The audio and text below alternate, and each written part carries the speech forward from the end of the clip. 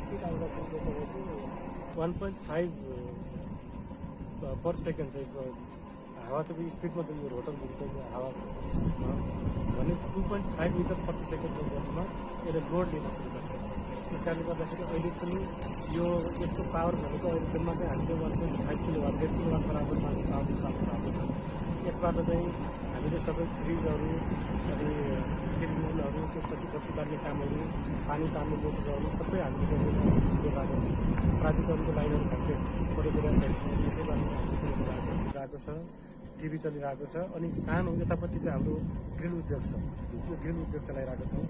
अब यसबाट चाहिँ वेल्डिङ गर्ने कामहरू ग्राइन्डिङ गर्ने कामहरू चाहिँ सबै यसबाट भइरहेको छ। 1.5 किलोवाटको पावर 1.5 किलोवाट चाहिँ सबै पावर छ र त्यस कारण हामीले विकासबाट चाहिँ हावाको स्पिड चाहिँ राम्रो खालको आउँछ। त्यस कारणले गर्दाखेरि अहिले हामीले सरस्वती के देखेका छौँ भने